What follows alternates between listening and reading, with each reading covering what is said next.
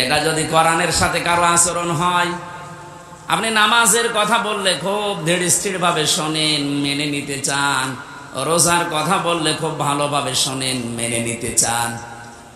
নামাজ যেমন ফরজ, রোজা যেমন ফরজ, আল্লাহর কোরআন দিয়ে ইউনিয়ন থেকে সংসদ চলবে, এইটাও ফরজ।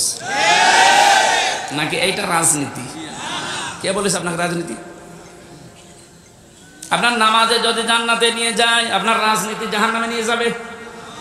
তাহলে এটা ঠিক করা লাগবে না? কিছু বললে আপনি শুধু রাজনীতি বলে উড়িয়ে দেন। আরে ভাই, আমি তো কোরআনের চোখ লাগিয়ে দেখতে পাচ্ছি আপনি জাহান্নামে যাচ্ছেন।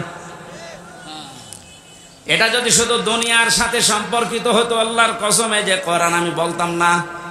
এটা যেহেতু সম্পর্কিত আখিরাতের সাথে, এই জন্য আপনাকে আমি সতর্ক করছি, আর আপনি নিয়েই এসেছেন জানার জন্য। আর আমি দুইটা সিস্টেম বলছি। কিয়ামতের ময়দানে আল্লাহ পাক যখন বিচারের ব্যবস্থা করবেন, বিচারের প্রথম ধাপে আল্লাহ দুনিয়ার মানুষকে তার সামনে ডাকবেন স্রেফ একা একা। আমি আমার ঈমান থেকে কথা বলছি, যারা শুনছেন নিজের মনে করে শুনবেন যে প্রত্যেকের জন্য একই কথা। প্রতিটি মানুষ যখন আল্লাহর সামনে দাঁড়াবে, স্রেফ কয়জন করে? আরো জোরে বলো না। অনেকে ছড়িয়েছে না কিয়ামতে অনেক বাবা অনেক দাদা লক্ষ লক্ষ মুরিদ নিয়ে উঠবে। এটা দাহা মিথ্যা কথা। সূরা মারিয়াম 16 নম্বর পারা 10 নম্বর পৃষ্ঠার 15 নম্বর লাইনের 95 নম্বর আয়াত। এটা শেষ নাম্বার রুকুতে আছে। এটা আছে ইবনে কাসিরের ভেতরে। নাকি আরো দলিল দেওয়া লাগবে? হ্যাঁ, আরো দলিল দেবো নাকি? আর তো দলিল নেই। কোরআনের উপরে আর দলিল আছে? আল্লাহ পাক বলেন, প্রতিটি মানুষকে আমি আল্লাহ কিয়ামতে আমার সামনে বিচারের জন্য ডাক দেব প্রথম ধাপে একা একা। কয়জন করে? কেউ থাকবে না আপনার সাথে। একটু নিজের দিকে মিলান তো এই বাস্তবতাটা। আপনি নিজে দাঁড়িয়ে আছেন আল্লাহর সামনে। আল্লাহ এবার জিজ্ঞাসা করবে, হামজা 2024 সালের আগস্ট মাসের 31 তারিখ পর্যন্ত তোরে মাফ করে দিলাম, যা। শুধু সেপ্টেম্বরের 1 থেকে 6 তারিখ, এই 6 দিনের হিসাব দিয়ে তুই জান্নাতে চলে যা। ফরিদপুরবাসী, আমার যতটুকু বাস্তবতা আমি যা দেখতে পাচ্ছি, আমার যা ঈমান আমল আছে, আমার তো এই 6 দিনের হিসাব এখনো জোগাড় করা সম্ভব না। আপনারা পারবেন না?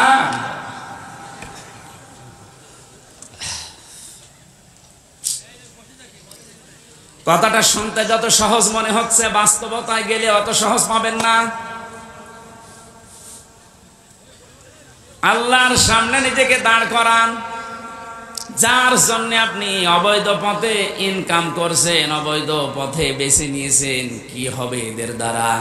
কোরআনে কারীম সতর্ক করছে, লান তানফাকুম আরহামুকুম ওয়ালা আওলাদুকুম ইয়াউমাল কিয়ামাহ ইয়াফসিলু বাইনাকুম ইন্নাল্লাহা আল্লাহু বিমা তা'মালুনা বাসীর। সূরা মুমতাহিনার 2 নম্বর আয়াতে আছে লান তানফাকুম, এটা 3 নম্বর আয়াত। বিল মাগরিবাইন আল্লাযী খালাকা কুল্লা শাইইন সাওজাইন ওয়া আওজাবা আলাইনা আল-ইহসানা বিল ওয়ালিদাইন। রিভাব দাও, রিভাব আছে না? রিভাব দেন তাড়াতাড়ি। ঠিক আছে, একটু ঠিক আছে, রিভাব দিয়ে দেন। মানুষ যারা দাঁড়িয়ে আছে দাঁড়িয়ে থাকলে থাক, কিছু করার নেই। জায়গা পেলে বসে, কথা বলবেন না। আবার কথা বলে, এখানে দাঁড়িয়ে আছে কারা? এরা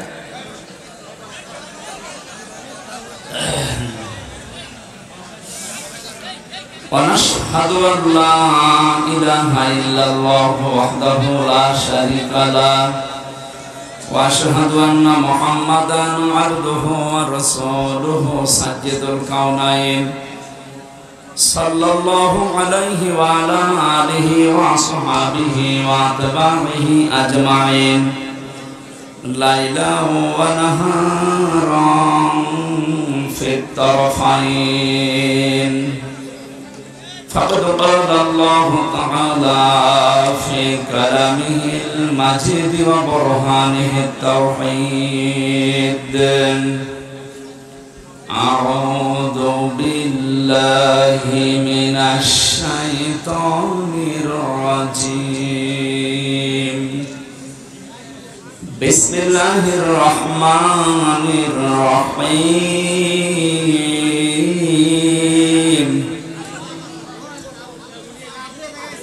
يا أيها النبي إذا جاءك المؤمنات يبايعنك على ألا يشركن بالله شيئا ولا يسرقن ولا يزنين ولا يقتلن أولادهن ولا يأتينك ببهتان يفترينه بين أيديهن وأرجلهن ولا يعصينك في معروف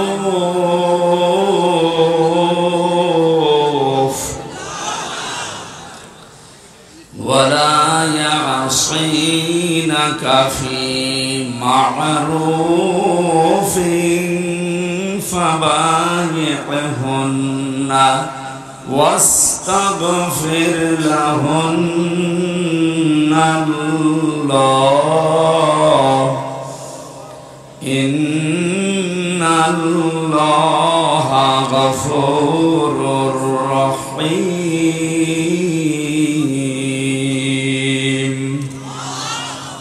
صدقت يا ربنا اللهم صل على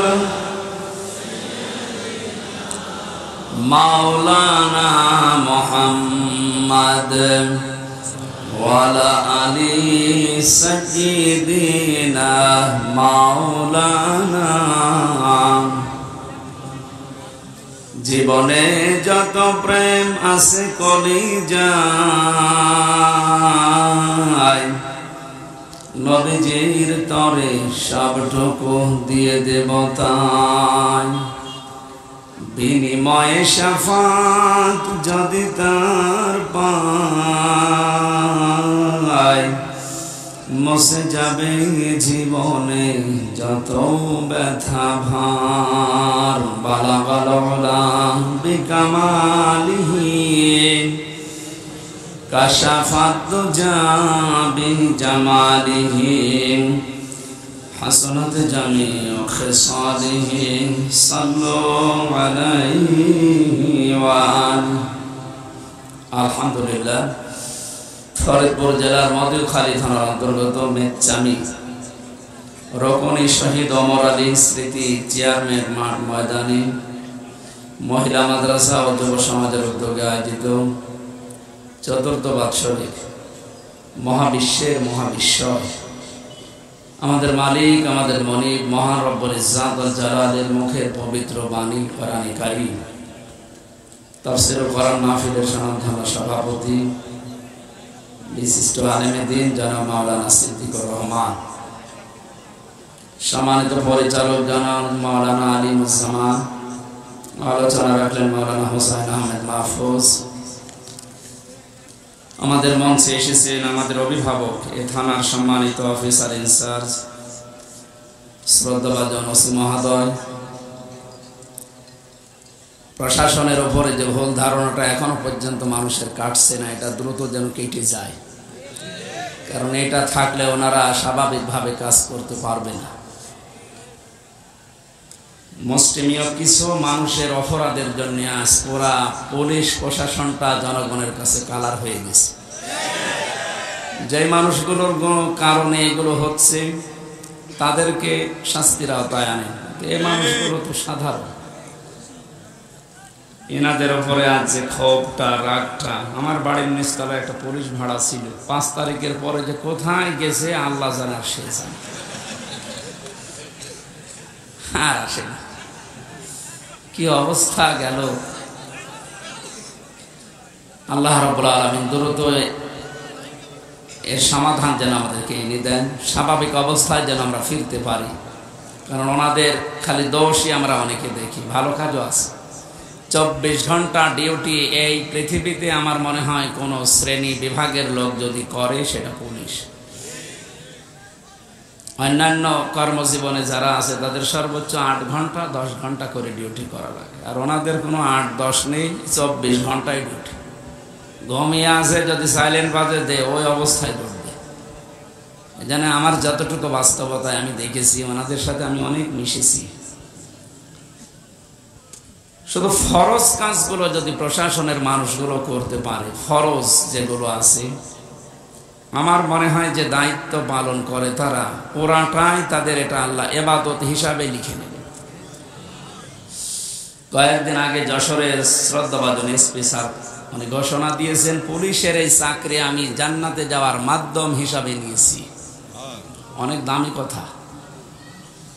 এরকম মন মানসিকতা বাংলাদেশে এখন প্রশাসনে যারা আছে প্রত্যেকের ভেতরে যেন আল্লাহ দান করে। আর ক্যান্সার যেগুলো, এই যে 3 ইঞ্চির মতো, এটা আসলে একটা ক্যান্সার। এই ক্যান্সার গুলোর তো হেদায়েত পাবে না, কারণ যারা মানুষের উপরে জুলুম করে তাদের হেদায়েতের রাস্তা বন্ধ হয়ে যায়। আল্লাহু লা ইয়াহদিল কওমাজ জালিমিন। আল্লাহ বলেন আমি জালেমদেরকে হেদায়েত দিচ্ছি না, দেবও না। ইয়াহদি এটা মোজারে, বর্তমান ভবিষ্যৎ, প্রেজেন্ট ফিউচার।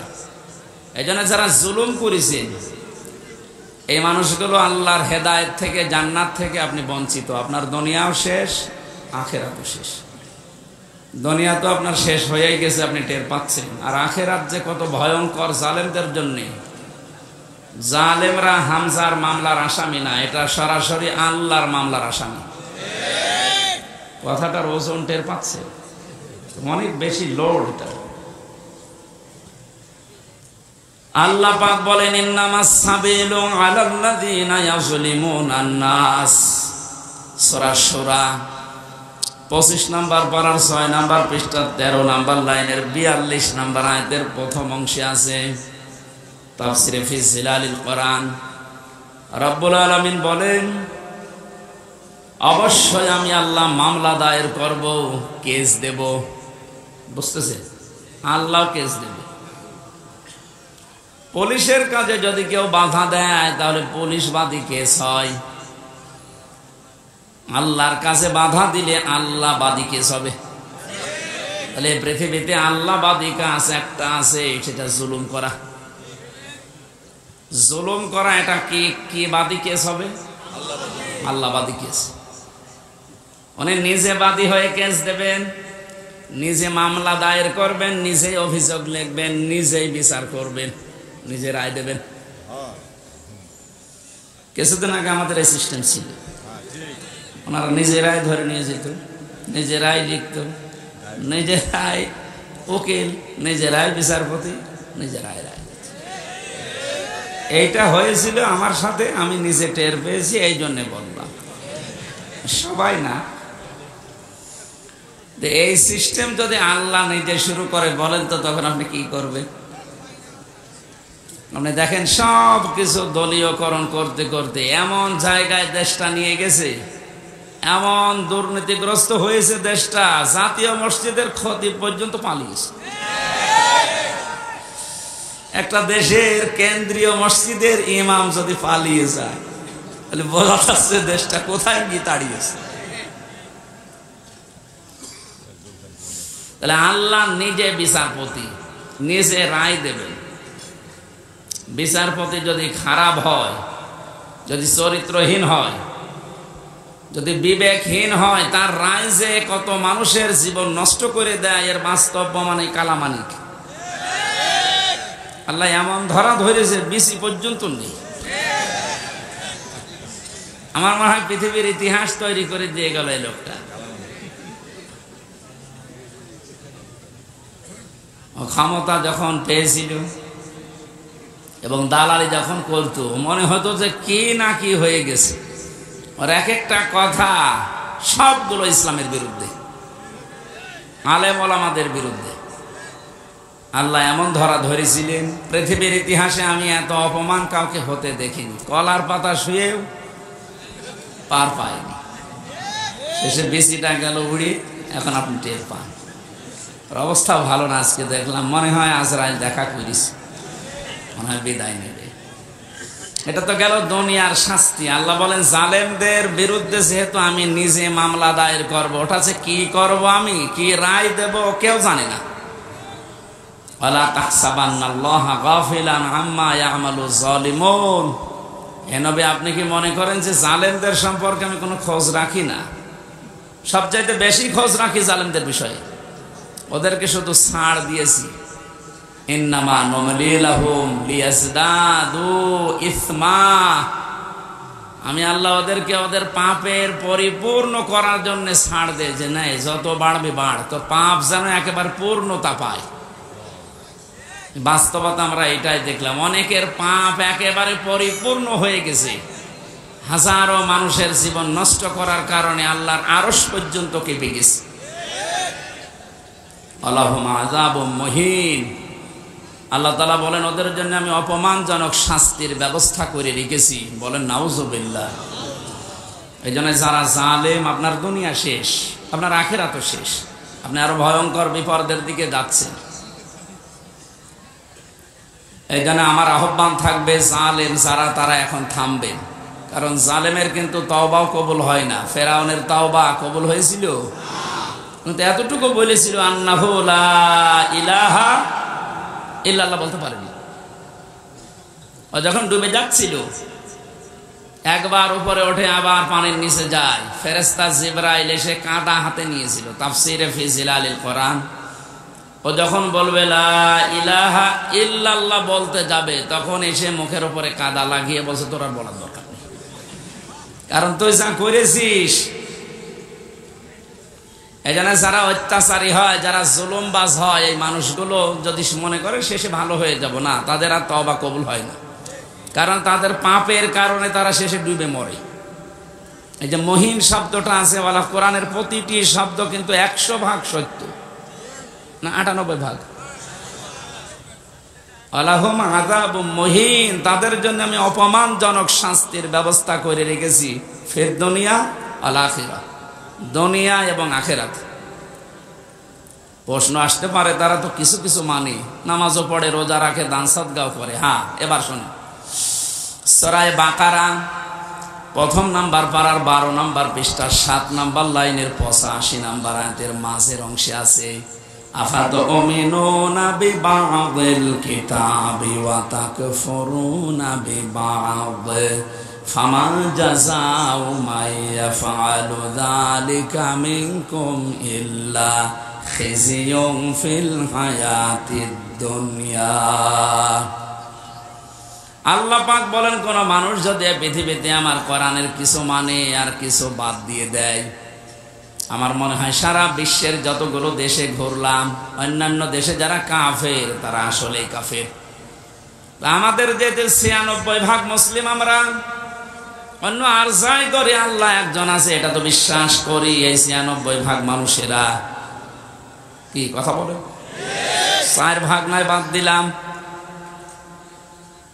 এই মানুষগুলোর ভেতরে আল্লাহর এই আয়াতটা 100% আমার মনে হয় মিলে যায়। কিছু মানি আমরা কোরআনের, কিছু জানার পর অস্বীকার করি, অহংকার করে মুখ ফিরিয়ে চলে যায়। এটা যদি কোরআনের সাথে কারো আচরণ হয়, আপনি নামাজের কথা বললে খুব ধীরস্থির ভাবে শোনেন, মেনে নিতে চান। রোজার কথা বললে খুব ভালোভাবে শোনেন, মেনে নিতে চান। নামাজ যেমন ফরজ, রোজা যেমন ফরজ, আল্লাহর কোরআন দিয়ে ইউনিয়ন থেকে সংসদ চলবে, এইটাও ফরজ। নাকি এইটা রাজনীতি? কে বলেছে আপনাকে রাজনীতি? আপনার নামাজে যদি জান্নাতে নিয়ে যায়, আপনার রাজনীতি জাহান্নামে নিয়ে যাবে। তাহলে এটা ঠিক করা লাগবে না? কিছু বললে আপনি শুধু রাজনীতি বলে উড়িয়ে দেন। আরে ভাই, আমি তো কোরআনের চোখ লাগিয়ে দেখতে পাচ্ছি আপনি জাহান্নামে যাচ্ছেন। এটা যদি শুধু দুনিয়ার সাথে সম্পর্কিত হতো, আল্লাহর কসমে যে কোরআন আমি বলতাম না। এটা যেহেতু সম্পর্কিত আখিরাতের সাথে, এই জন্য আপনাকে আমি সতর্ক করছি। আর আপনি নিয়েই এসেছেন জানার জন্য। আর আমি দুইটা সিস্টেম বলছি। কিয়ামতের ময়দানে আল্লাহ পাক যখন বিচারের ব্যবস্থা করবেন, বিচারের প্রথম ধাপে আল্লাহ দুনিয়ার মানুষকে তার সামনে ডাকবেন স্রেফ একা একা। আমি আমার ঈমান থেকে কথা বলছি। যারা শুনছেন নিজের মনে করে শুনবেন যে প্রত্যেকের জন্য একই কথা। প্রতিটি মানুষ যখন আল্লাহর সামনে দাঁড়াবে, স্রেফ কয়জন করে? আরো জোরে বলো না। অনেকে ছড়িয়েছে না কিয়ামতে অনেক বাবা অনেক দাদা লক্ষ লক্ষ মুরিদ নিয়ে উঠবে, এটা দাহা মিথ্যা কথা। সূরা মারইয়াম 16 নম্বর পারা 10 নম্বর পৃষ্ঠার 15 নম্বর লাইনের 95 নম্বর আয়াত। এটা শেষ নাম্বার রুকুতে আছে। এটা আছে ইবনে কাসিরের ভেতরে। নাকি আরো দলিল দেওয়া লাগবে? হ্যাঁ, আরো দলিল দেবো নাকি? আর তো দলিল নেই। কোরআনের উপরে আর দলিল আছে? আল্লাহ পাক বলেন প্রতিটি মানুষকে আমি আল্লাহ কিয়ামতে আমার সামনে বিচারের জন্য ডাক দেব প্রথম ধাপে একা একা। কয়জন করে? কেউ থাকবে না পাশে। একটু নিজের দিকে মিলান তো এই বাস্তবতাটা। আপনি নিজে দাঁড়িয়ে আছেন আল্লাহর সামনে। আল্লাহ এবার জিজ্ঞাসা করবে, হামজা 2024 সালের আগস্ট মাসের 31 তারিখ পর্যন্ত তোরে মাফ করে দিলাম, যা। শুধু সেপ্টেম্বরের 1 থেকে 6 তারিখ, এই 6 দিনের হিসাব দিয়ে তুই জান্নাতে চলে যা। ফরিদপুরবাসী, আমার যতটুকু বাস্তবতা আমি যা দেখতে পাচ্ছি, আমার যা ঈমান আমল আছে, আমার তো এই 6 দিনের হিসাব এখনো জোগাড় করা সম্ভব না। আপনারা পারবেন না?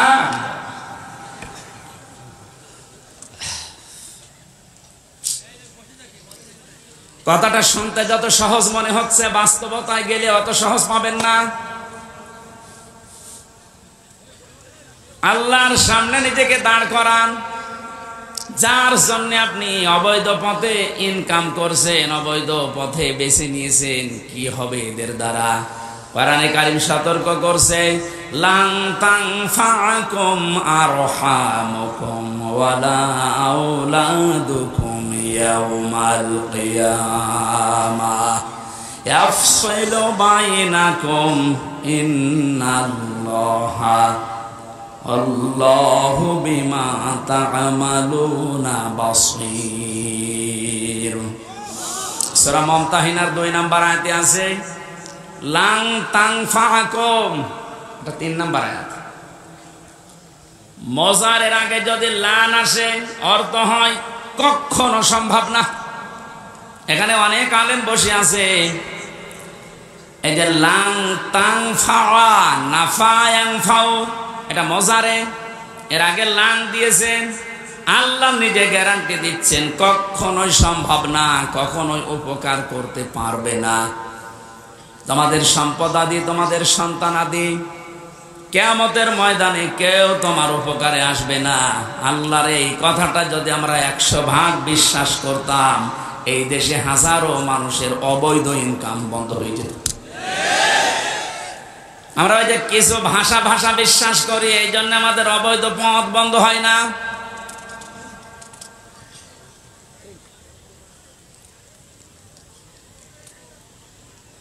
অন্য যে যা করে করুক গা, অন্তত আমি তো ঠিক থাকতে পারি।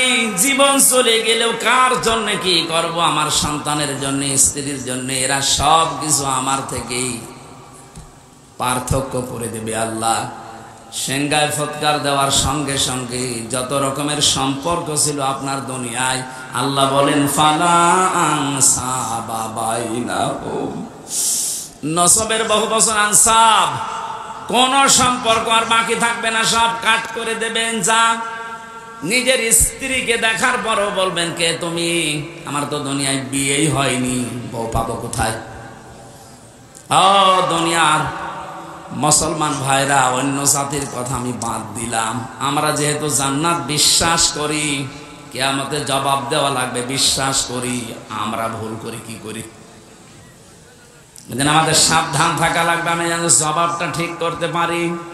এখনই যদি আপনার চোখ বন্ধ হয়ে যায়, বাড়ি পর্যন্ত যেতে পারবেন না। এখান থেকে হয়তো তাড়াতাড়ি বাড়িতে নিয়ে রাতটা পার করতেও দেবে না। ধোয়ানোর পরে জানাজা দিয়ে বলবে যান কবরে দিয়ে দেন। রাতের বেলা থাকলে ওরে আবার পাহারা দেওয়া লাগবে, জিন আসতে পারে। কোথায় আসি আমরা? আপনি একটু নিজের দিক সত্যি করে ভাবেন তো। দাঁড়িয়ে আছেন আপনি, সত্যি করে বলেন, নিজে নিজে ভাবেন, আপনি সত্যি কি পারবেন এই 50, 60, 70 বছরের হিসাব দিতে? আমার তো 6 দিনেই ভয় লাগছে, আপনি 60 বছর পারবেন কি করে? এক গ্লাস পানিরও হিসাব যদি আল্লাহ নেওয়া আরম্ভ করে, বিশ্ব নবী বলেছেন কেউ জান্নাত পাবে না। আল্লাহ যদি দয়া করে বলে যা মাফ করে দিলাম, তাহলে আপনি মাফ পাবেন। তো ওনার তো মাফ পাওয়ার জন্য কয়েকটা গুণ দুনিয়ায় আপনার ওর ভেতরে থাকা লাগবে। ওই কথাগুলো আজকের তেলাওয়াত কি তো আয়াতে আছে। আল্লাহ আমার জন্য গফুর হবেন, ক্ষমাশীল হবেন, দয়াশীল হবেন, মেহেরবান হবেন। কখন? নবীজিকে দিয়ে আল্লাহ বলিয়েছেন। ওই কথাগুলো আজকে তাফসীর আকারে আমরা যেন শুনে মেনে চলতে পারি, বলেন আমিন। বিচারের দ্বিতীয় সিস্টেমে এবার আল্লাহর একা ডাকবেন না, দ্বিতীয় ধাপে এবার ডাকবেন আপনাকে আপনার নেতার সাথে। এটা নামাজের কথা শুনলে যারা আনন্দ পান, রাজনীতির কথা শুনলে যাদের মন খারাপ হয়, এবার এই আয়াতটা আপনি দেখেন তো। ইয়াউমা নাদউ কুল্লা উনাসিন বিইমামিহিম, সূরা বনী ইসরাঈলের 72 নম্বর আয়াতের প্রথম অংশে আছে।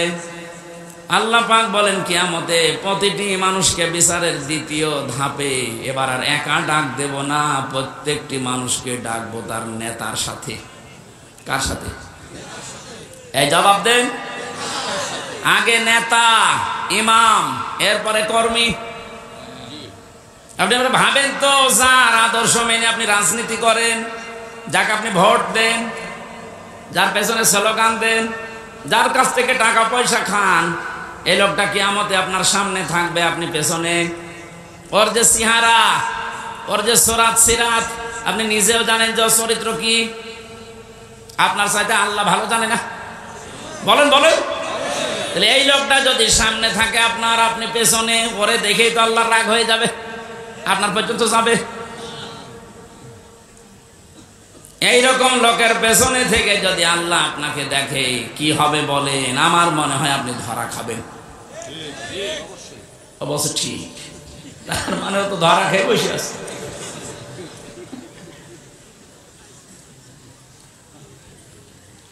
না, আসলে তো ঠিকই বলেছে, কারণ যেরকম চলে ঠিক ওই রকমই কায়দায় বলছে। আমরা যেন ধরা না খাই, এই জন্যই তো সতর্ক করছি।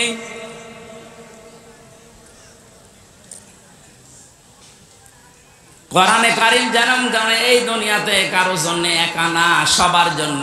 কোরআনের আলেম আমরা যারা, আল্লাহর কসম আমরা সবার জন্য। আপনাকে আমি বাঁচাতে চাচ্ছি।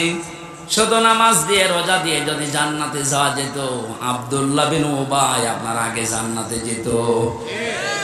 এই লোকটার পুরা জীবন আমি পড়ে দেখেছি, কোন অপরাধ আমি ওর জীবনে সেরকম মেজর পাইনি। তবে একটা বিষয়ও মানত না, ওর নামাজ ছিল নবীজির পেছনে, মসজিদে নববীতে, কাবা শরীফে। আপনি নামাজ পড়েন ম্যাক্স, আমি মসজিদে, একে এসে নে আর নামাজ পড়তো মসজিদে নববীতে, কাবা শরীফে 1 রাকাত নামাজে 1 লক্ষ রাকাত নামাজে সওয়াব হয়। ও রোজা রেখেছে, রাসূলুল্লাহর সাথে ইফতারি করেছে, নবীর সাথে, তাহাজ্জুদের নামাজ পড়তো। ওর যত কিছু আমি বেশি একটা একটা করে মিলিয়ে দেখলাম, সবই ঠিক আছে, শুধু রাজনৈতিক জীবনে ওর আদর্শ ছিল আবু জেহেল। এরকম মানুষ দুনিয়ায় নেই, এই কথা বলা লাগবে। আমি নাম ধরে বলছি, এই যে সালমান এফ রহমান, এই দরবেশ, ওর নামাজ ছিল, রোজা ছিল। কাবা শরীফের পাশে আমি যখনই গেছি দেখছি ও পাশে ওই যে বিল্ডিং দারুত তাওহীদ, ওখানে থাকতো, যেখানে 15 থেকে 20 লক্ষ টাকা লাগে থাকতে। আমরা থাকতাম তো প্রায় 2 কিলোমিটার দূরে, কারণ আমার 3.5 লাখ, আর ওর 15 থেকে 20 লাখ টাকা। এই জন্য কাবার পাশে থাকে, যেন কাবা দেখা যায়।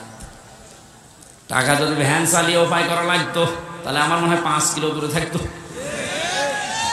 টাকা তো সব জনগণের, 36,000 কোটি টাকা। আপনি জীবনে গণনা করে শেষ করতে পারবেন না। অথচ পদ্মা সেতুর মতো এত বড় বিশাল প্রকল্প মাত্র 32,000 কোটি টাকায় কমপ্লিট হয়ে গেছে। আর ওর একাই কত, আমার মনে হয় আর একটা পদ্মা সেতু বানিয়ে টাকা আরো 4,000 কোটি রেখে যেত। এই লোকটার সাথে আব্দুল্লাহ বিন উবাইর আমার মনে হচ্ছে মিল আছে। ওর নামাজ, রোজা, কাবা শরীফ দেখা, ইফতারি করা সব ঠিক আছে। রাজনৈতিক জীবনে ও লোকটা এমন মানুষকে মানে যার চরিত্র আসলে ভালো না। কি ওর নিজের চরিত্র যে ভালো না, তার প্রমাণ দেখেছেন, দাড়ি কেটে নম হয়ে গেছে।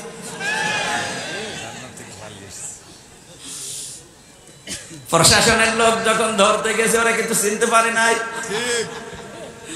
আর একটা ছিল নমক, আইনের চেয়ারে বসে শুধু বেআইনি কথা বলতো। এই লোকটারে যখন ধরে নিয়ে যাচ্ছিল আইনমন্ত্রী, অবশ্য আমি একা কেন, ওই যে বেশ ওর দাড়ি কই, দাড়ি কেটে ফেলে দিয়েছে। যেই লোকটা এত বড় ভাওতাবাজি করতে পারে মানুষের সাথে, যে রাসূলুল্লাহর সুন্নাত, দাড়ি কি হামজার সুন্নাত? কার সুন্নাত? অপরাধ বোধ কত বেশি, নিজে কাজ করেছে এই জন্য তো অপরাধী। এত ভয় যে রাসূলুল্লাহর গলায় ছুরি লাগিয়ে দিয়েছে, যা আমার দরকার নেই, আমি আগে বাঁচতে চাই। আল্লাহ বাঁচতে দিয়েছে, এখন পচা ডিম খাচ্ছে।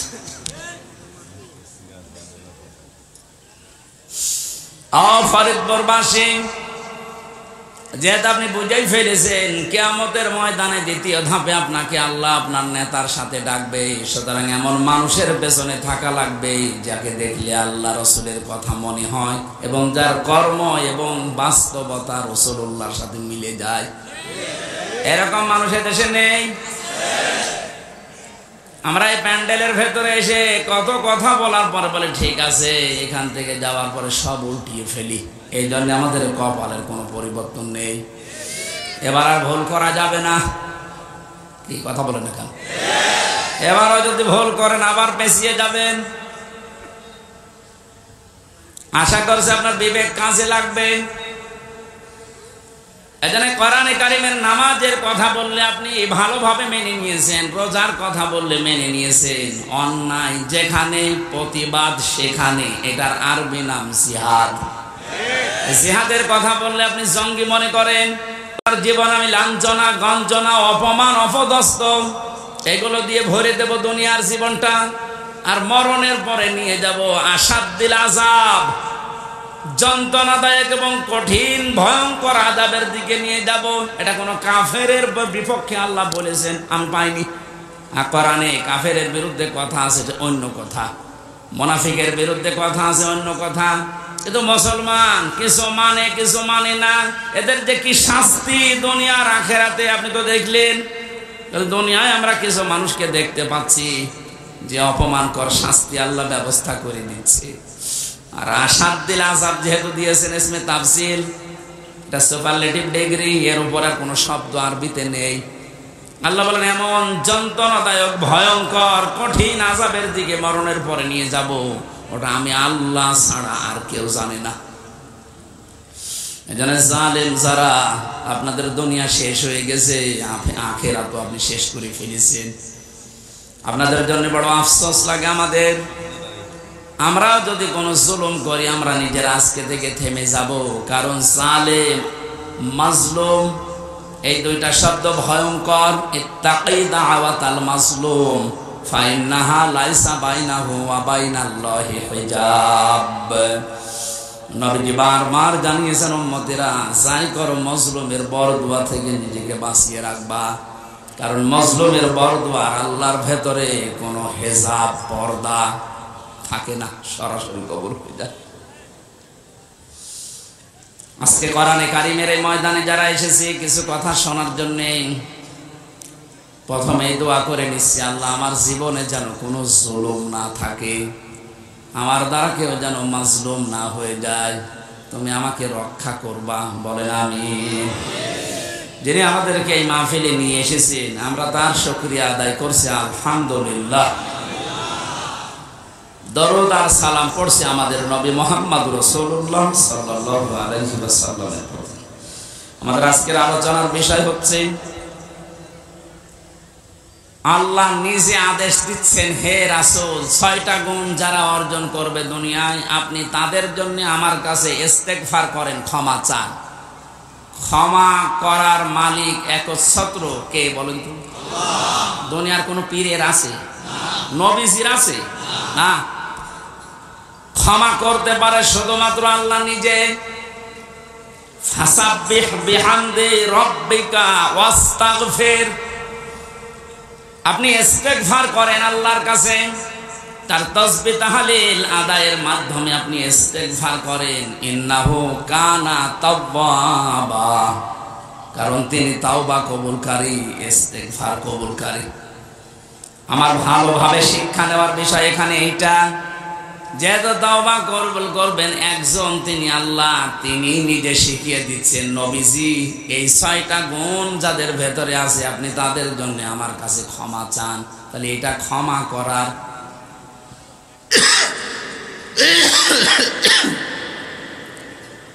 আয়াত থেকে বোঝা যাচ্ছে আল্লাহ এই 6টা গুণ বিশিষ্ট মানুষদেরকে ক্ষমা করবেন বলে জানিয়েছেন।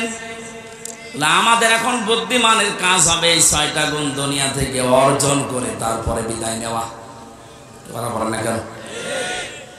আসুন আমরা দেখি আমাদের ভেতরে এগুলো আছে কিনা। সূরা মুমতাহিনা 12 নম্বর, একটা মাত্র আয়াত পড়েছি। মুমতাহিনা শব্দের শাব্দিক অর্থ হচ্ছে পরীক্ষিতা নারী। কি নারী? যারা পরীক্ষা দিয়ে উত্তীর্ণ হয়ে গেছে। এই পৃথিবীতে বহু নারীর জীবনী আমি পড়েছি, সর্বোত্তম জীবনী আমার কাছে 6 জনের মনে হয়েছে। এই মানুষগুলো পরীক্ষা দিয়ে উত্তীর্ণ হয়ে তারা জান্নাত অলরেডি আল্লাহ পেয়ে গেছে। তার ভেতরে 1 নম্বরে হযরতে আসিয়া।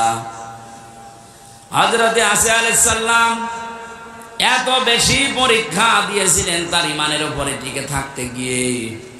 পৃথিবীর মানুষরা যদি হিসাব করে, হিসাব মিলানো সম্ভব না।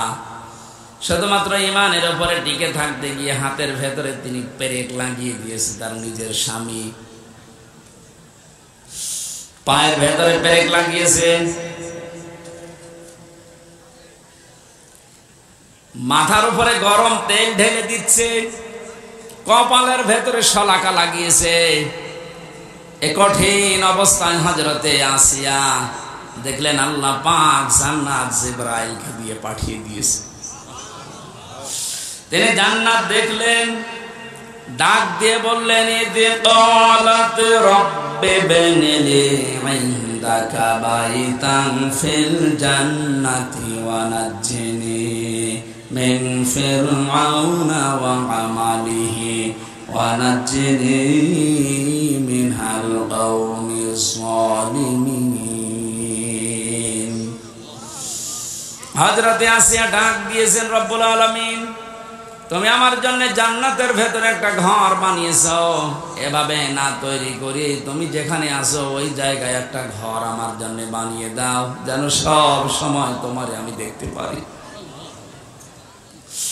হযরত আসিয়া দ্বিতীয় নম্বর কথা বলেছিলেন, ওয়ানাজ্জিনি মিন ফিরআউনা ওয়া আমালিহি ওয়ানাজ্জিনি মিনাল কওমিজ জালিমিন। এই মেয়েরা আসেনি, একটু খেয়াল করবেন এবার। সম্মানিতা মা বোনেরা, অনেক বেশি ভালোবাসি আপনাদেরকে, আমি চাই না আপনারা জাহান্নামী হয়ে যান। তাকান, পরীক্ষিতা নারী কাদেরকে বলে, কি পরীক্ষা তিনি দিয়েছিলেন। এত বড় কঠিন মুসিবত, বিপদ, এত বড় বিশাল শাস্তির ভেতরে হযরতে আসিয়া তিনি তার স্বামীর জন্য বরদোয়া দেননি। তিনি বলেছিলেন, মাবুদ তুমি যা দেখতে পাচ্ছ, আমার স্বামী লোক দিয়ে এরকম অত্যাচার করাচ্ছে এবং নিজে অত্যাচারে শামিল, তুমি আমাকে এই অত্যাচার থেকে বাঁচাও, কিন্তু আমার স্বামীর উপরে তুমি রাগ করো না। ও বাংলার মা বোনেরা, এদেশে পুরুষ নির্যাতন, নারী নির্যাতন করলেই মামলা হয়ে যায়, পুরুষ নির্যাতনের কোনো মামলা নেই। আমি জেলখানায় 3টা বছর থেকে অনেক কিছু দেখেছি।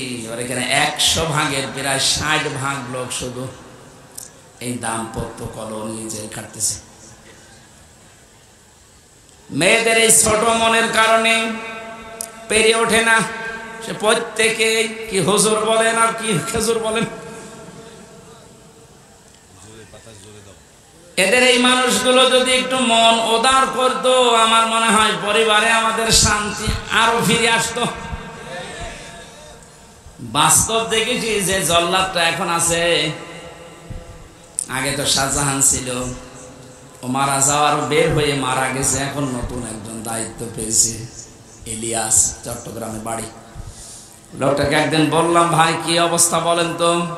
আমার বলছে, হুজুর আমার এখন 35 বছর বয়সে আমি জেলখানায় এসেছি, এর 17 বছর ছিলাম আমি সৌদি আরবে, আর আমার এখন ফাঁসির আসামি আমি। আমার যদি এখন যাবজ্জীবন হয়ে জেল খাটা লাগে, কমপক্ষে 22 বছর জেলে থাকা লাগবে। 35 থেকে 17, এরপরে 22, হিসাব করে দেখেন 74 বছর হবে। কত? 74 বছর বয়সে লোকটা জেলখানা থেকে বের হবে। খুব বড় অপরাধ করে গেছে না, পুরা জীবনে আমি শুনেছি যে কি কি করতেন। সৌদি থেকে 17 বছর পরে বের হলাম, দেশে আসার পরে বিয়ে করলাম। বিয়ে করার পরে আমার বোর সাথে আমার মায়ের মিল নেই, সব জিনিস আমি চাহিদা মতো পূরণ করেছি, কিন্তু মাকে আর ছোট বোনকে কিছু দিলে ওর মন খারাপ হয়ে যায়। দিন রাত নেই, সব সময় শুধু মনোমালিন্য, ঝগড়া। শেষ পর্যন্ত আর পারলাম না যে আমার সম্পদ আমার মাকে দেই, আমার বোনকে দেই, ওর সমস্যা কি। সংশোধন করার জন্য একটা থাপ্পড় দিয়েছিলাম, ও ছাতা গেছে মুইরে, একটু জোরে, লাগবে না বস। মারা যাওয়ার পরে তো বউ মারা কেস, প্রথমে ফাঁসি হয়ে গেল, এরপরে যাবজ্জীবন। এখন 22 বছর থাকা লাগবে আমার, 11 বছর চলছে। আমার তো বের হতে হতে আমার বয়স হয়ে যাবে 74 বছর। কি করব আমি? আমার বলছিল, আপনি তো ওয়াজ করেন, বাইরে যে অন্তত একটু বলেন যে আমার মতো বিপদে যেন কেউ না পড়ে, কারণ আমি খুব বড় অপরাধ করিনি, আমি তো ঠিক রাস্তায় ছিলাম, মাঝখান থেকে একটু মিস্টেক হয়ে আমার জীবনটাই নষ্ট হয়ে গেল। ইলিয়াসের বউ এখনো পর্যন্ত আছে বাইরে।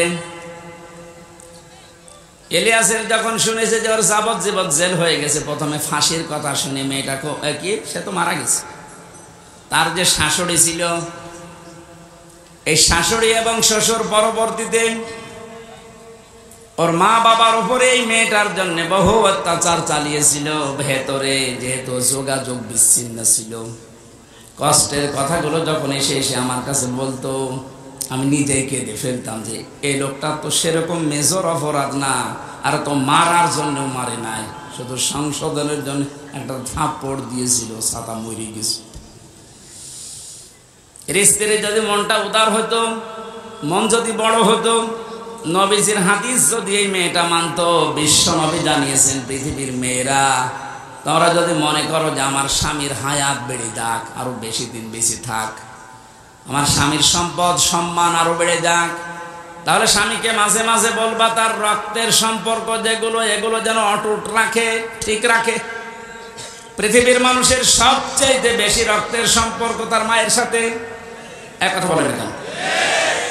এই জন্য পুত্রবধূ যারা বসে আছেন, আমার যতটুকু বাস্তবতার জ্ঞান আছে আমি দেখেছি এই দেশে আমরা যারা জামাই আছি, এটা মনে হয় রেকর্ড হয়ে কালকে আমার ম্যাডাম শুনবে, শুনুক, কপালে যা আছে হবে। আমরা জামাইরা যেভাবে আমাদের শাশুড়িকে শ্বশুরকে যেইভাবে দেখি, যেই নজরে দেখি আর যেভাবে আচরণ করি, বউগুলো যদি তার হাফ আমার মা বাবার সাথে আমাদের মা বাবার সাথে ওইটা করতো, এই দেশে কোনো ছেলে আলাদা হওয়া লাগতো না। একটু বেশি বলে ফেললাম না? ঠিক মানে 100 ভাগ ঠিক। আপনি অনেকে মনে করেন আমি নামাজ পড়ি, রোজা রাখি, আমি কালো বোরকা পরে বাজারে যাই, আমি জান্নাত পাবো না। মানে কিসের জান্নাত? আপনি তো মানুষের অধিকার নষ্ট করেছেন। আপনি একটু উদার হতে পারেন না? কি করবেন আপনি সম্পদ বেশি নিয়ে? এই মেয়েটাকে খারাপ করার পেছনে ওই মেয়েটার মা আর ওর বড় বোন ওখান থেকে শুধু বুদ্ধি দেয়, তাড়াতাড়ি আলাদা হয়ে যা, আরামে খেতে পারবি।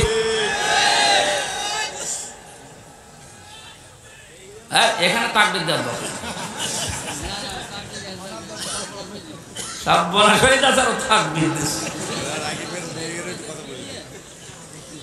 যেহেতু পয়েন্টটা এসেছিল, মা বোনেরা হাতে পায়ে ধরে বলছি আপনাদেরকে, বাঁচতে যদি চান 4টা যে ফরজ কাজ আছে তার ভেতরে কিন্তু স্বামীর সেবা, স্বামীর মন জয় করা আপনি পারছেন না। শয়তানের ধোকায় হোক, আর শয়তান তো বসে নেই, আপনাদেরকে জাহান্নামে দিতে চায়। এই জন্য স্বামীর গুরুত্ব আপনার মন থেকে তুলে দিয়েছে। অথচ নবীজি জানিয়েছেন, আমি যদি এই পৃথিবীতে আল্লাহ বাদে কাউকে সেজদা করার অনুমতি দিতাম, মেয়েদের কানে কানে বলতাম স্বামীর পায়ে সেজদা করো। কত দামি জিনিস, আর তাকে ধরে ধরে আপনি অপমান করেন, মারেন।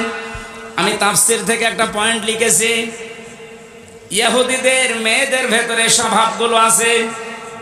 আল্লাহর নবী জানিয়েছেন এই পৃথিবীর ময়দানে দাজ্জাল তার মিশন চালু করার জন্য 7টি কাজ করে যাচ্ছে, কিয়ামত পর্যন্ত এটা করবে।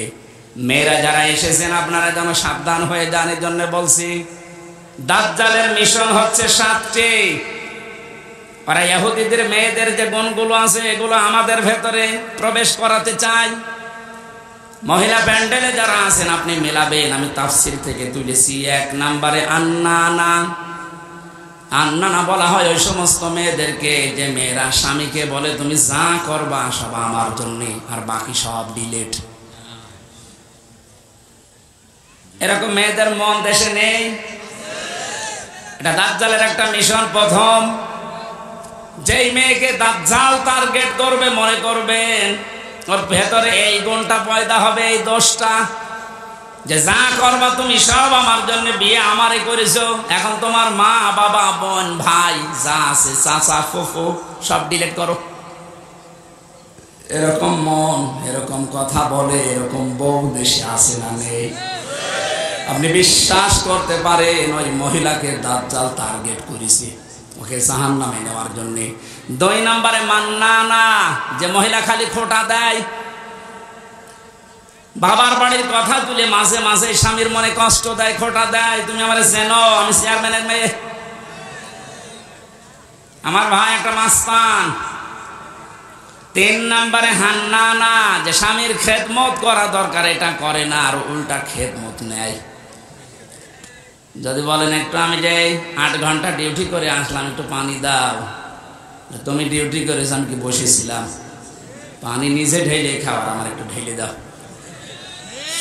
4 নম্বরে বেশি কান্নানা, অহংকারী, হয়তো সম্পদের, রূপের অথবা বংশের। সব সময় যারা অহংকার করে চলে শয়তানের টার্গেটে পরিণত হয়েছে। 5 নম্বরে বেশি হাদ্দাকা, স্বামীর পছন্দের যারা গুরুত্ব দেয় না। নবীজি জানিয়েছেন বাজার থেকে যদি স্বামী কিছু নিয়ে আসে, পছন্দ যদি নাও হয়, সামনাসামনি কোনো কথা বলবা না। অথচ আপনি আপনার টার্গেট মতো, সমর্থ মতো এত কষ্ট করে একটা শাড়ি নিয়ে আসবেন, জীবনও ওর মনই পাবেন না। এরকম বউ আছে? কার হাত তোলেন তো? একজন। হ্যাঁ, 6 নম্বরে বেশি সাদ্দাকা, যারা হারামের প্রতি উৎসাহ দেয় স্বামীকে, খালি মাঝে মাঝে অন্যের তুলনা তুলে ধরে যে কি করো, পাশের বাড়ি দেখো না, ওর বেতন তো তোমার চাইতে কম। এই যে হারামের প্রতি আপনি উৎসাহ দিচ্ছেন, লূত নবীর স্ত্রীর সাথে আপনাকে জাহান্নামে থাকা লাগবে। কথা বুঝতেছেন? নিজের চরিত্র ভালো, তাতে কি হয়েছে? আপনি যদি হারাম কাজের প্রতি উৎসাহ দেন, কাউকে সাহায্য করেন, কিয়ামতে আপনি লূত নবীর স্ত্রীর সাথে জাহান্নামে থাকা লাগবে। এটা তো আমি বানালাম নাকি? সূরা আরাফ 8 নম্বর পারার 20 নম্বর পৃষ্ঠা 3 নম্বর লাইনে 83 নম্বর আয়াত তাফসীর থেকে বলছে, আল্লাহ রাব্বুল আলামিন 2 জন ফেরেশতাকে পাঠালেন। 2 জন ফেরেশতা এসে লূত নবীর কাছে এসে বলে, আল্লাহর নবী, আপনার উম্মতদেরকে নিয়ে আপনি এখান থেকে চলে যান, আমরা মাগরিবের সময় আল্লাহর গজব এখানে নাযিল করব। কিন্তু সাবধান, ফাআনজাইনাহু ওয়া আহলাহু ইল্লা ইমরাতাহু কানাত মিনাল গাবিরিন। আপনার স্ত্রীকে আপনি নিতে পারবেন না, যারা আছে বাকি সবাইকে নিয়ে যান। আপনাকে যারা স্বীকার করেছে আপনার উম্মত, নিয়ে যান, স্ত্রীকে নেবেন না। প্রশ্ন আসতে পারে, লূত নবীর স্ত্রীর চরিত্র খারাপ ছিল? না না, পৃথিবীর কোন নবীর স্ত্রীর চরিত্র খারাপ ছিল না, কারণ হারাম রক্তের ভেতরে আল্লাহ নবীদের রক্ত ঢুকান নাই। এই জন্য নবীদের স্ত্রীর চরিত্র ভালো ছিল। কিন্তু এই মহিলা চরিত্রহীনাও ছিল না, চরিত্র খারাপও ছিল না, কিন্তু তলে তলে চরিত্রহীন মানুষদেরকে সাপোর্ট করত। ওই জামানায় একটা গণা ছিল, পুরুষে পুরুষে জেনা, মহিলা মহিলায় জেনা করত, ওইটাও সাপোর্ট করত, নিজে করতো না, শুধু সাপোর্ট করত।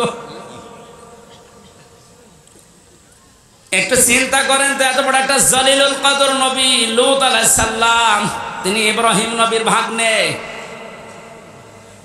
এত বড় নবীর ভাগিনা, নিজে নবী, তার স্ত্রী নবীর স্ত্রী হওয়ার পরেও নিজের চরিত্র খারাপ না, চরিত্রহীনাও ছিল না।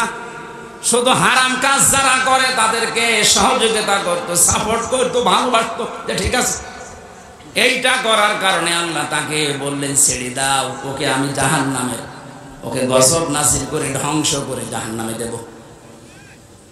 আর রাজবাড়ি ফরিদপুরবাসী অনেকেই মনে করছে আমার নিজের চরিত্র তো ভালো, আমি কোনো অন্যায় কাজে যাই না, কিন্তু এমন মানুষকে সাপোর্ট করে যার চরিত্র ভালো না। এ দেশের কথা বলছি না,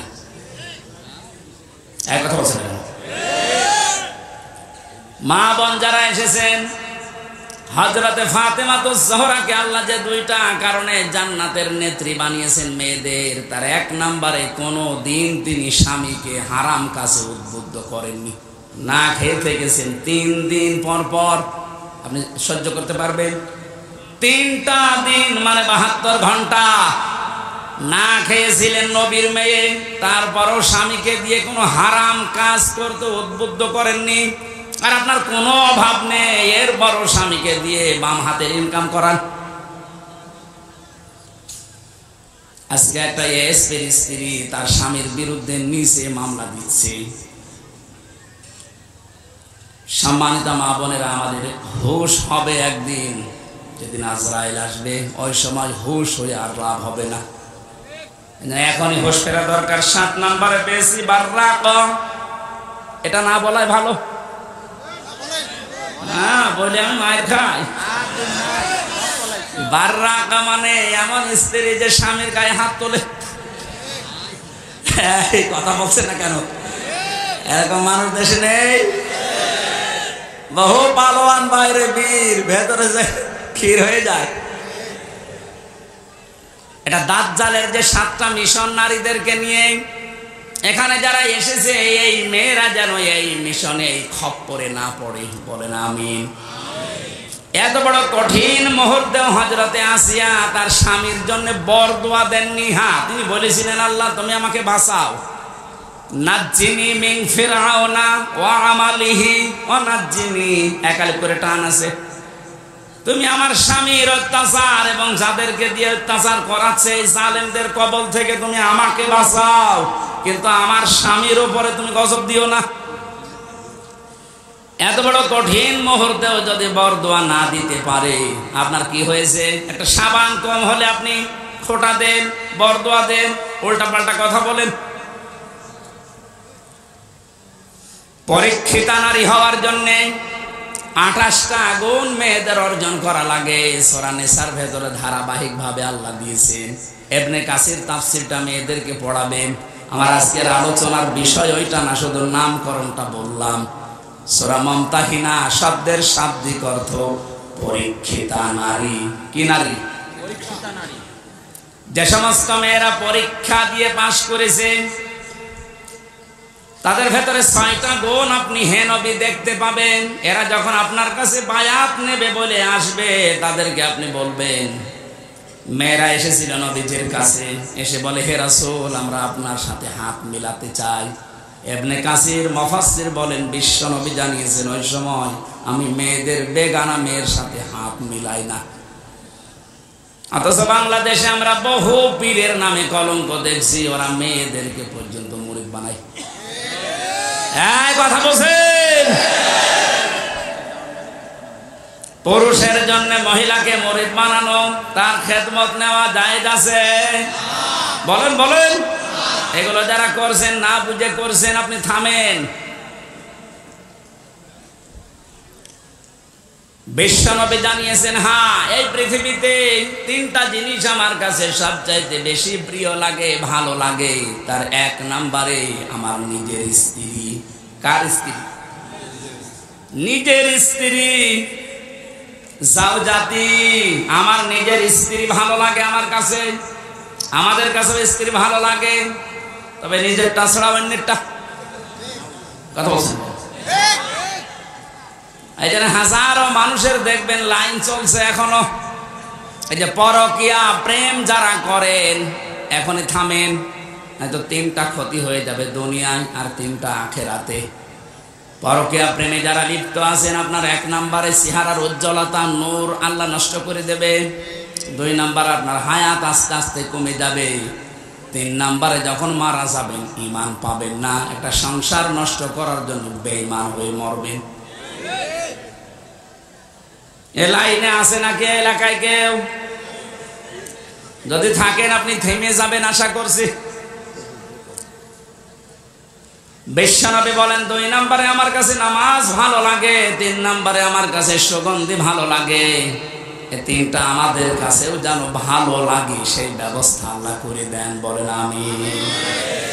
নবীজিকে আল্লাহ ঘোষণা দিলেন, ইয়া আইয়ুহান নাবিয়্যু, হে নবী, ইযা জাকাল মুমিনাতু, মুমিন নারীরা যখন আপনার কাছে আসবে, ইউবাইউনাকা, আমরা বায়াত নিতে চাই, পর্দার আড়াল থেকে আপনি তাদেরকে বায়াত দেবেন 6টা বিষয়ে। যদি এগুলো তারা মানতে পারে, আপনি নিজে তাদের জন্য আল্লাহর কাছে ক্ষমা চাবেন। যেহেতু আল্লাহ শিখিয়ে দিচ্ছেন, তার মানে 6টা কাজ করতে পারলে আল্লাহ নিজে আমাদেরকে মাফ করবে। 1 নম্বরে দিয়েছেন, আলা আল্লাহ ইউশরিকুনা বিল্লাহি শাইআ। এখান থেকে একটা মাসলা বের হয়। বসেন তো, বসেন, লাগবে না, বসেন। এখান থেকে একটা মাসলা বের হয়। পৃথিবীতে যদি কেউ মুরিদ হতে চান, বায়াত নিতে চান কারো কাছে, এই 6টা বিষয়ে বায়াত নেওয়া লাগবে। বাংলাদেশে এখন 48,000-এর উপরে পীর আছে। কত? ভারতের এই কলকাতার, আসামে আরো বেশি। আমি তো 17, 18, 19, 20 এই সমস্ত সালগুলোতে ভারতের এই কয়েকটা রাজ্যে দেখেছি ও ঘরে ঘরে পীর। বিশেষ করে মুর্শিদাবাদ আর নদিয়া, হুগলি, এই সমস্ত জায়গায় জায়গায় পীর। পীরটা ওরা ব্যবসা হিসাবে নিয়েছে। বাংলাদেশের জরিপে যেটা সরকারি 48,000। আপনারা যদি মরিদ করতে চান, বায়াত দিতে চান, প্রথমে আপনাকে বলা লাগবে যে আমার দরবারে কোনো শিরিক চলবে না। আল্লাহ বাদে অন্য কাউকে সেজদা দেওয়া কি? আল্লাহ বাদে অন্য কাউকে ডাকা কি? তাহলে যেই দরবারে সেজদা দেওয়া হয় সে মানুষকে হোক, কবরে হোক, মাজারে হোক, এবং আল্লাহ বাদে অন্য কাউকে ডাকা হয়, এটা কি? আরো জোরে। এগুলো যে দরবারে হচ্ছে এখানে মুসলমান যেতে পারে? যাচ্ছে না? আশা করছি আপনি থামবেন। আপনি বায়াত যদি নিতে চান এমন দরবারে যাবেন যেখানে গেলে প্রথমে বলে শিরিক করা যাবে না। শিরিক কি? না। পরা কোরআন শরীফের ভেতরে আমি 4 প্রকার শিরিক পেয়েছি প্রধানত। শিরিক বিল জাত, শিরিক বিল সিফাত, শিরিক বিল ইখতিয়ারা, শিরিক বিল হুকুক। এ প্রত্যেকটা আবার 4 প্রকার করে আছে। 4 না 16 প্রকার। এটা আবার প্রতিটা 4 প্রকার করে আপনি 48 প্রকার পাবেন। এরপরে 72 প্রকার, এরপরে 120 প্রকার দেওয়া আছে। তাফসীরে হাক্কানি খোলেন, শিরিক 120 প্রকার পয়েন্ট আকারে দিয়েছে। এতগুলো শিরিক যদি এখন পয়েন্ট আকারে একটা একটা করে বলতে যায়, সব লিখেছি, সময় যাবে আর গরমে আমারও সহ্য হচ্ছে না, এই জন্য খুব তাড়াতাড়ি করছি। এগুলো একটু পড়ে নেবেন যে শিরিক আল্লাহ যেটা পারে ওটা অন্য কেউ পারে, এটা বিশ্বাস করার নাম শিরিক। এক কথা বলেন। আইন তৈরি করতে পারে শুধুমাত্র আল্লাহ, এটা অন্য কেউ পারে বিশ্বাস করে যদি কেউ কাজ করে সেও মুশরিক। এখানে 53 বছর তো চললো, আমরা দেখলাম। বাবা চালিয়েছিল, স্বামী চালিয়েছিল, চাচাও চালিয়েছে 9 বছর, বউ চালিয়েছে অনেক দিন, ভাবিও চালিয়েছে, সবাই চালিয়েছে মানুষের তৈরি করা নিয়ম নীতি আইন কানুন দিয়ে। এটার সাথে দ্বিমত আছে? বলেন বলেন। 53 বছরের কাঙ্ক্ষিত মানের শান্তি আপনি দেখলেন কেমন? এখন তো শুধুমাত্র দেখতে বাকি আছে এই কোরআন দিয়ে দেশ চললে কেমন দেখা যায়।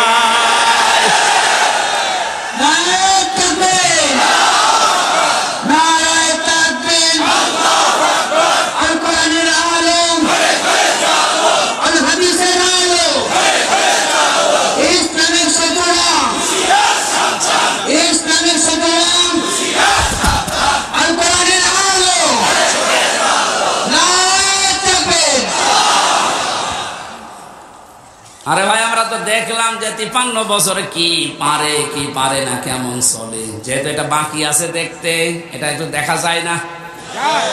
দেখে তো আল্লাহর কোরআনের 500 আইন দিয়ে ইউনিয়ন থেকে শুরু করে সংসদ ভবন পর্যন্ত যদি চলে তো কেমন দেখা যায়। আল্লাহ জানিয়েছেন ওটা আমি মিনি জান্নাত বানিয়ে দেব। এটা যেহেতু চর্মচোখে আমরা দেখে মরতে পারি, বলেন আমিন।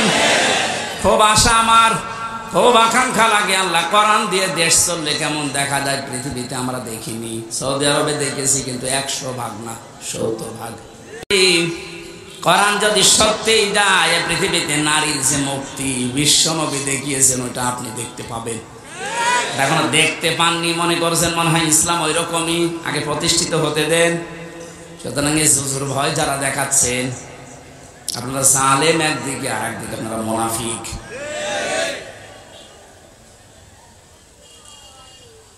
শিরিক যদি আমরা এখন শিরিক বিল জাত, শিরিক বিল সিফাত, শিরিক বিল ইখতিয়ারা, শিরিক বিল হুকুক এভাবে পয়েন্ট আকারে একটা একটা করে শুরু করি, আল্লাহ যেটা পারে ওইটা অন্য কেউ পারে বিশ্বাস করার নাম শিরিক। আল্লাহ পারে আইন দিতে, অন্য কেউ পারে না। এই কাজে যারা ইনভলভ আছেন, এই কাজের সাথে যারা জড়িত আছেন, এই কাজে যারা সাহায্য সহযোগিতা করছেন, সাপোর্ট করেন, আপনি যে দল করতে পারেন আপনি মুশরিক। আপনার বায়াত হয়নি, কিসের বায়াত নিচ্ছেন আপনি? 2 নম্বরে আল্লাহ বলেন ওয়ালা ইয়াসরিকনা, হে নবী ওদেরকে বলেন যেন তারা জীবনে চুরি না করে। কি না করে? চুরি নেই দেশে? বেগম পাড়া এমনি তৈরি হয়, বাবার টাকা দিয়ে বেগম পাড়া বানাচ্ছেন, সব চুরি করা টাকা।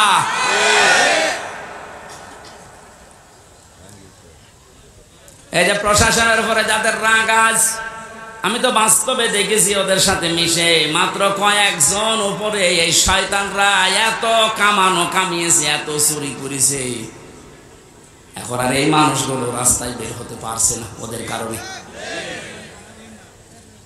আজকেও কয়েকটা লাইভ দেখেছি, এসআই এবং এএসআই কনস্টেবল সাধারণ যারা ডাক দিয়ে বলছে আমাদের নিজেদের অপরাধের জন্য যদি শাস্তি দিতে চান আমাদের দিন, আমরা তো হুকুমের দাস ছিলাম, উপর থেকে যে মানুষগুলো আমাদের জীবনটা এভাবে নষ্ট করে দিল, আজ আমরা স্বাভাবিক জীবনে যেতে পারি না। অবশ্যই তাদেরকে আইনের আওতায় এনে শাস্তি দেন এবং ওদের সম্পদগুলো সব বাঁচাতে পারে। আমরা এটা চাই। বিশেষ করে এই যে মনিরুল, আমি নাম ধরে বলছি কারণ আমি ছিলাম কাউন্টার টেররিজমের এই মনিরুল, আসাদুজ্জামান, ডিসি মান্নান, হারুন তো শেষ হয়ে গেল, যেই কয়টা আছে এদের সম্পদগুলো আজ নেন, কারণ এগুলো একটা এদের বাবার সম্পদ না, সবগুলো জনগণের সম্পদ। আপনি বেতন কয় টাকা পান আমি জানি না, আমার দোলা ভাই তো আছে, ওর সংসার চলে, আমার বাবার কাছ থেকে টাকা নেই। যশোর থানায় আছে, সেও তো এসআই, কই তার তো বেতন চা, তার দুইটা ছেলে মেয়ে নিয়ে সংসার চলতে চাই না, আমার বাবার কাছ থেকে টাকা নিয়ে চলা লাগে। তোমার বেতন নাই, তার চাইতে ডবল হইল না, হচ্ছে না। যে মানুষগুলো আছে সাধারণ মানুষকে উল্টা পাল্টা ধারণা না করে, উপরে যাদের নির্দেশে এগুলো হয়েছে বা হচ্ছে, বিশেষ করে এই চুরিদারি, এই অবৈধভাবে ইনকাম করা, এদের এই টাকাগুলো সব এখন রাষ্ট্রের কোষাগারে জমা নেই। যদি না দেয়, ওদের বউ ছেলে মেয়ে যেগুলো হারাম খেয়ে খেয়ে মানুষ হয়েছে, ওগুলো রাষ্ট্রের কাজে লাগান, দরকার ওদেরকে বিক্রি করে টাকা নেই।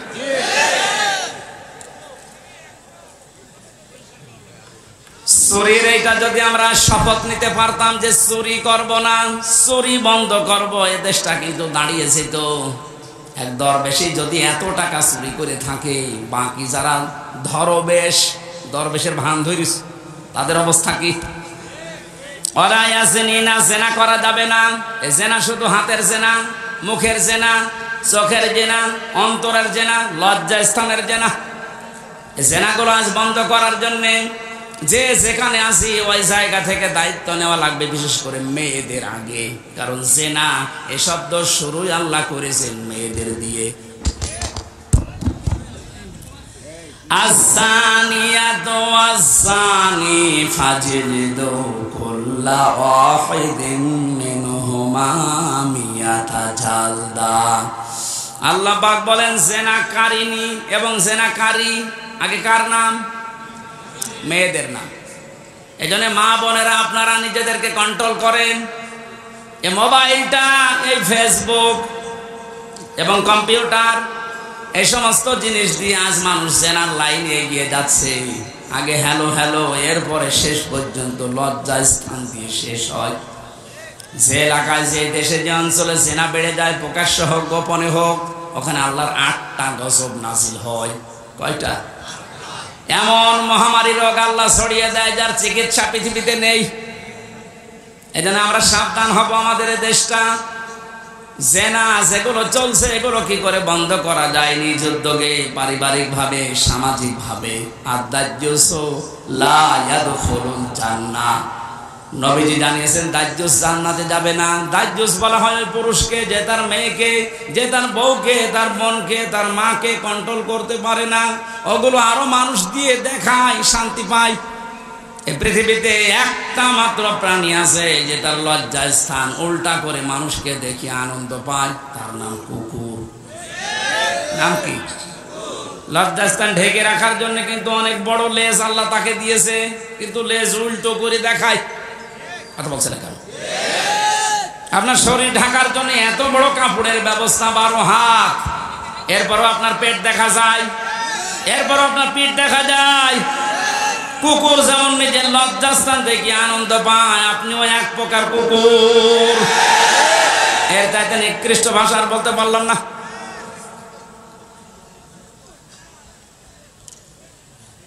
আশা করছি আপনি থামবেন। একটা মহিলা যদি বেপরদা জিনা এই সমস্ত করার কারণে জাহান্নামী হয়ে যায়, কমপক্ষে 4 জন পুরুষ কিয়ামতের সঙ্গে নিয়ে যাবে।